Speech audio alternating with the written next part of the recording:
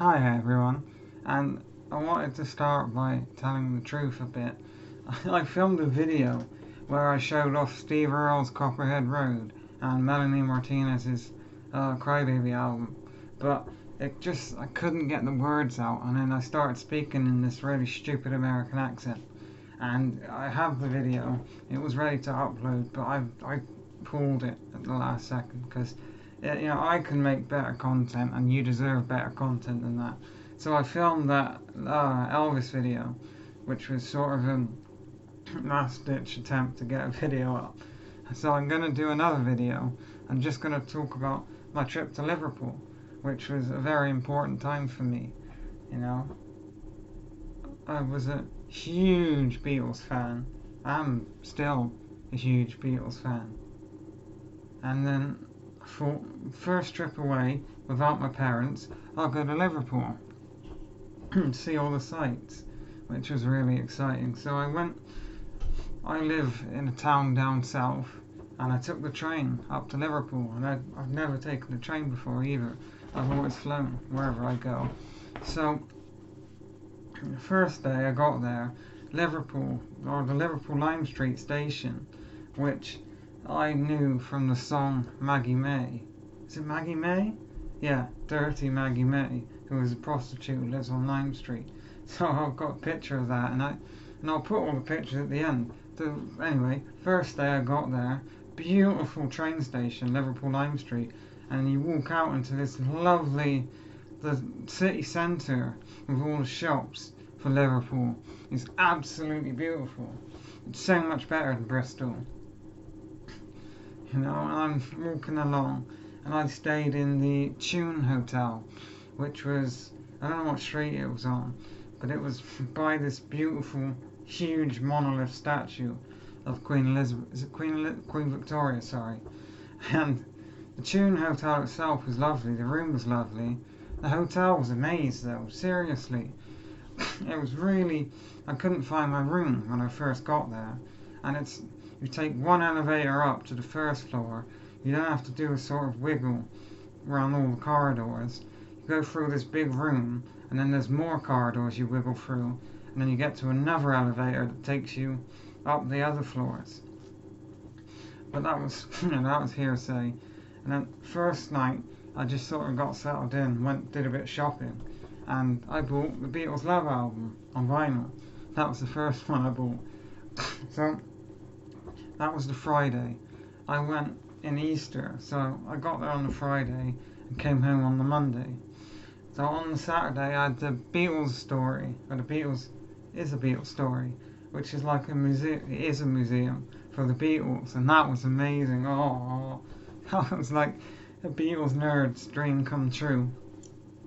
You walk in and you're greeted by, so they got their early bit, starts with the early bit, the Cavern Club and how all four of them met, and I believe they have like George's first guitar and Paul McCartney's first bass and stuff like that. And then you walk in and it goes through all the eras obviously. And my favourite bit was they have so Sgt. Pepper's Lonely Hearts Club Band, it isn't sort of photoshopped or however they did it back then. It's actual real cutouts that they stood in front of, and they've got the cutouts in this big display, and as you walk in it's playing the song Sgt. Pepper's Lonely Hearts Club Band.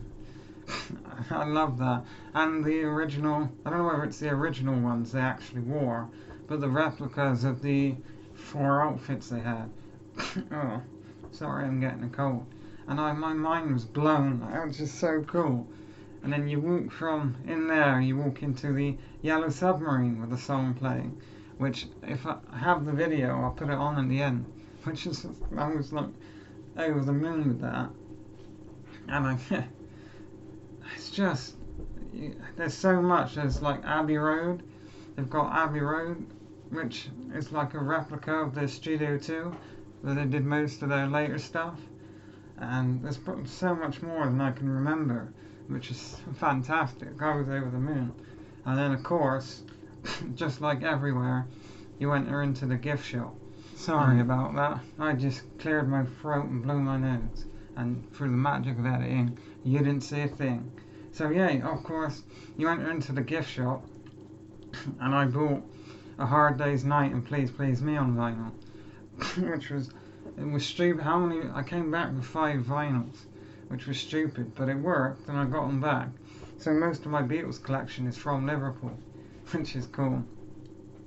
So also, that's sort of, it's on the marina of the Merseyside, which the Merseyside is beautiful. The huge river going through the middle, and the harbour side blew my mind. It's absolutely stunning. Respect to Liverpool, the most beautiful cities I've been in. So there's also, on the shorefront, there's the British Music Experience, which was about £14, I want to say, to get in. And that was that's just, it was just made for me, Sorry. You walk in, and you've got all the different eras of British music. So they had stuff from Sweeksy, and I can't say it, and the Banshees, the Specials. Then you go to the 80s stuff with David Bowie, and of course the Beatles, the Rolling Stones, Oasis. There was an Oasis bit, and these huge sort of, they look like the church windows with the monoliths on them, but they had all these different famous British artists, and Syd Barrett was on there. I love that, because Syd Barrett is very underrated, but he was on, I saw him on I got a picture of it, because I was like, oh, brilliant. That was amazing. Definitely check out the British Music Experience. Then on the Sunday, it was sightseeing time. I went to Paul McCartney's house. I didn't pay to go inside, but I went to his house. I went to the house of John Lennon, of course. That was rammed. There were tons of people. And then from there, I took the bus to, of course, Penny Lane, which was amazing. I walked down Penny Lane and saw all the sights. And, that blew my mind. And I went from there, I took another bus, a lot of buses, to Strawberry Fields. Strawberry Fields is on this really long avenue, which was beautiful, and I walked down it, of course, listening to the song, because I got off the bus too soon. But they were doing some sort of renovations to Abbey Road to Strawberry Fields, and of course it was a building site when I went. But this lovely lady took a picture of me by the fence, and to be honest, if she hadn't been there, I would have taken a selfie, but I wouldn't have a proper picture. I, of course, I went alone, because nobody wanted to come with me. I'm the only big Beatles fan there is here. So, in fact, big up to that woman who took a picture of me, because that was lovely. And then from there, before the late afternoon, I took, on the bus back, I went to Anfield and what are they called? Everton Stadium, which I'm not a big football person, but as I was there, you might as well go and see it. And the park in between the two football stadiums is beautiful. Again, it was absolutely stunning of a park. I walked round it with my big headphones on, listening to the Sgt. Pepper's Lonely Hearts Club Band. I was in heaven. And that night, I went down into I want to say Matthew Street, with all the bars and the clubs and the Cavern Clubs there. I didn't get to go in the actual Cavern Club because the line was just all the way up the street.